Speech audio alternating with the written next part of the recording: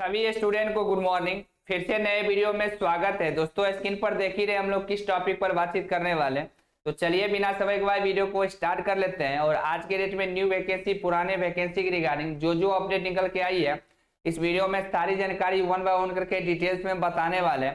साथ ही साथ supreme court से बीटीएससी एएनएम 10,709 केस के बारे में जो अपडेट निकल के आई है, तो इस वीडियो में हम लोग डिटेल्स में कवर करेंगे। इसलिए यह वीडियो उन सभी स्टूडेंट के लिए बहुत इंपॉर्टेंट होने वाली है जो बीटीएससी एएनएम 10,709 पोस्ट का फॉर्म भरे और चाहते हैं यह वैकेंसी काउंसलिंग के आधार पर क्लियर हो। तो बिना स्किप के वीडियो को पूरा देखिएगा। इससे पहले हमारे चैनल पर अपने चैनल को सब्सक्राइब कर और नोटिफिकेशन ऑन करिएगा डेली बेसिस से सही वीडियो पाने के लिए। दोस्तों वीडियो में बने रहिए। चलिए सारी जानकारी वन बाय वन करके इस वीडियो में डिटेल्स में बता रहे हैं। न्यू वैकेंसी पुराने वैकेंसी के रिगार्डिंग और बीटीएससी एएनएम 10,709 केस के बारे में आप लोग वीडियो में बने रहिए। तो दोस्तों देख लीजिए 26 अक्टूबर की big breaking news, BTSC ANM 10,709 case update. Counter file करने में इतना देरी क्यों हो रही है? अगर काउंटर फाइल 25 नंबर से पहले हो जाती है तो सुनवाई हो जाएगी समय से सुप्रीम कोर्ट में। सुप्रीम कोर्ट में 32,127 एएनएम बहनों की जीत होगी, क्योंकि बीटीएससी जेई के जैसे ही बीटीएससी एएनएम 10,709 की जजमेंट सुप्रीम कोर्ट देगी, नया एसएलपी से केस में डिले होगी। तो दोस्तों आपके मन में जो डाउट है, जो सवाल आप लोग के द्वारा पूछा जा रहा है, सारे सवाल हम आपको स्क्रीन पर ही लिख दिए। चलिए एक एक प्रश्न के हम आपको जवाब दे रहे हैं। साथ ही साथ देखिए यहाँ पे सुबह में 45,000 सीएचएसओ की होगी बहाली। तो न्यू वैकेंसी पुराने वैकेंसी बीटीएससी एएनएम 10,709 केस के बारे में सभी जानकारी इस वीडियो हम लोग कवर कर रहे हैं। आप लोग वीडियो में बने रहिए।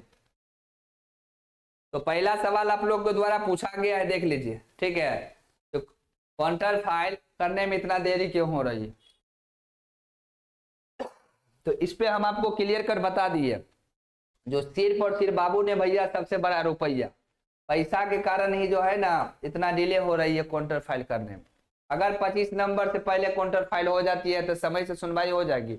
बिल्कुल, बहुत सारे आपको सोशल मीडिया पर बताते होंगे नहीं काउंटर फाइल अगर 25 से पहले हो भी जाती है तो 25 को ही सुनवाई होगी, ऐसा कुछ नहीं है। देखिए केस को सुनवाई जो है ना करवाने का काम है एडवोकेट का। वो एडवोकेट केस को चढ़ाएंगे तो सुनवाई आपको समय से पहले हो जाएगा। अब देखिएगा कोई भी केस आज केस हुआ और आज नहीं कल आपको सुनवाई हो जाएगा, 2 दिन में सुनवाई हो जाती। क्यों?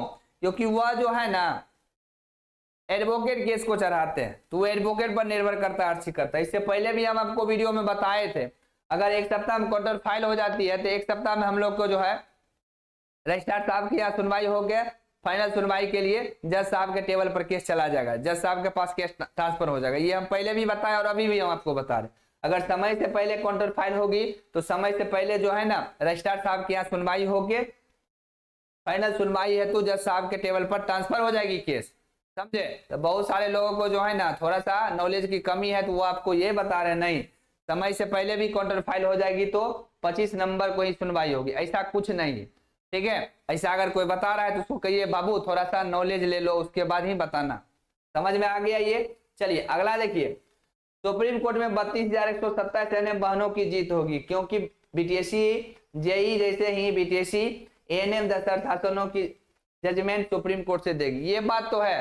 देखिए दोनों में नेचर सेम था, कहानी सेम था, हर चीज सेम है, ठीक है। तो बीटीएससी जेई का भी जो जजमेंट 18 अक्टूबर को मिला, ये आपको पता होना चाहिए, समझे। मतलब पिछला ही जो है ना 18 सितंबर को सुनवाई हुई थी। फाइनल सुनवाई कब हुई थी? 18 सितंबर को सुनवाई हुई थी और 4 अक्टूबर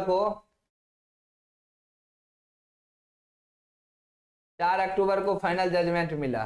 सुनवाई फाइनल आपको 18 सितंबर को हो गया था और 4 अक्टूबर के फाइनल जजमेंट मिला। तो नेचर सेम है, हर चीज सेम है, इसलिए बीटीएससी एएनएम 10,709 ही, समझे, का भी जजमेंट पुराने नियमावली पर ही सुप्रीम कोर्ट देंगे, समझे कि नहीं? तो समझ में आ गया। चलिए अगला प्रश्न है आपको, नया एसएलपी से केस में डिले होगी या नहीं? दोस्तों हम पहले भी बता दिए और अभी भी बता दिए, ठीक है। इससे देखिए बीटीएससी एएनएम 10,709 जो है ना वैकेंसी सिलेक्टिव जितना केस होगा, मान लीजिए 50 एसएलपी हुआ, 100 एसएलपी हुआ, ठीक है। तो अगर एक केस में मान लीजिए अंजलि कुमारी केस में, ठीक है, 22,730 में अगर जजमेंट हो गया, ठीक है, तो सब में ये लागू होगा। जैसे पटना हाईकोर्ट में डबल बेंच में आपको भी पता होना चाहिए, हम लोग को केस रिजर्व था फिर भी लोग केस कर रहा था, समझे कि नहीं। तो उससे क्या हो गया, हम लोग को फाइनल जजमेंट मिल गया, बाकी केस को क्या किया गया, डिस्पोज कर दिया गया। वैसे ही यहाँ पे होगा, जैसे ही इसमें फाइनल जजमेंट मिल जाएगा बाकी सब केस को क्या होगा, डिस्पोज कर दिया जाएगा, यही होता है। इसलिए नया एसएलपी से कोई डिले नहीं होगी। अगर कोई कह रहा है नया एसएलपी से डिले होगी तो ऐसा कुछ नहीं होगा, ठीक है। तो इसीलिए आप लोग को टेंशन नहीं लेना है और नहीं आपको परेशान होना है। समझ में आ गया, कोई दिक्कत?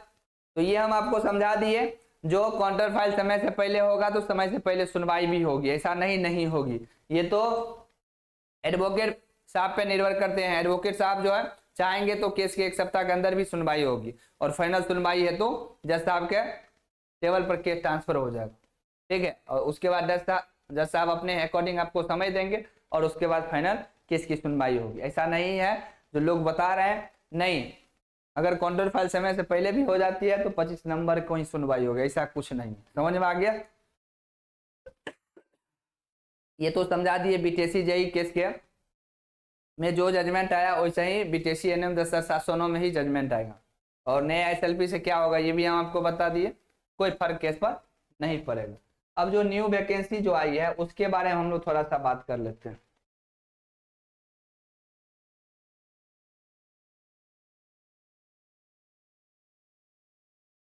देखिए यहाँ पर ये वैकेंसी आपको ही पता होना चाहिए, बाढ़ से ही फंसी हुई है। सुबह में 4500 CHSO की होगी बहाली।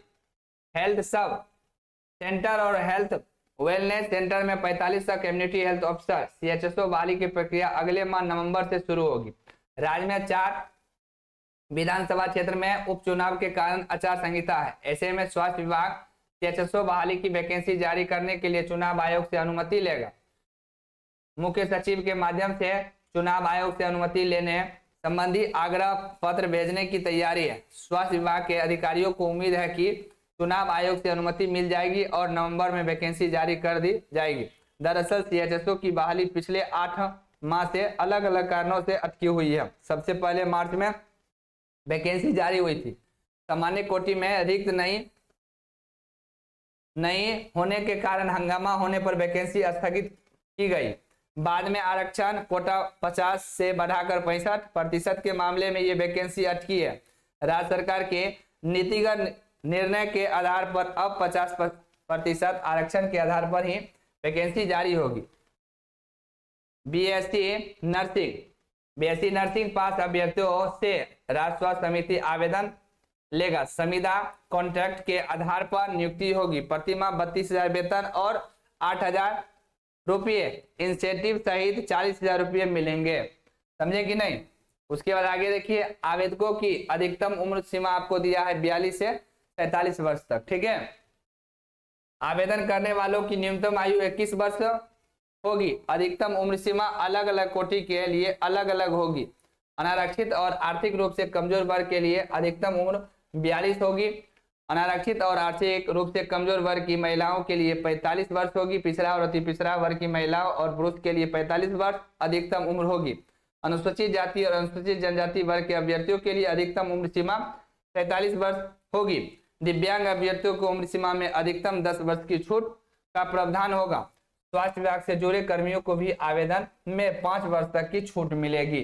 तो ये हम आपको पहले ही बता दिए, सभी वैकेंसी आपको नवंबर में देखने को मिलेगी। समझे कि नहीं?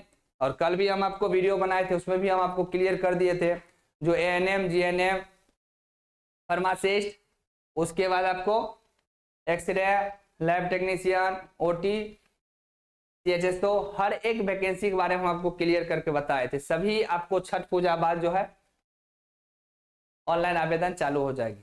तो सिर्फ और सिर्फ अभी बच्चों को पढ़ने का काम करना है। तो जो बच्चा पढ़ रहा है, ठीक है, नहीं पढ़ेंगे तो फिर दिक्कत ही दिक्कत। पढ़ना तो आपको पड़ेगा ही पड़ेगा, हंस के पढ़िए या रो के पढ़िए। अगर आपको क्लास लेनी है, समझे कि नहीं, अभी क्योंकि आपको ही पता होना चाहिए, हर एक जैसे जैसे वैकेंसी आएगा वैसे वैसे हम आपको क्लास लेके देंगे। तो अभी सिर्फ ANM की क्लास चल रही है, जो 15,089 पदों पर जो वैकेंसी आएगी। इसके लिए हम आपको नंबर दे देते हैं 8051305735, ठीक है। इसी पे आपको 499 करना है। समझे, गूगल पे या पेटीएम से करना है।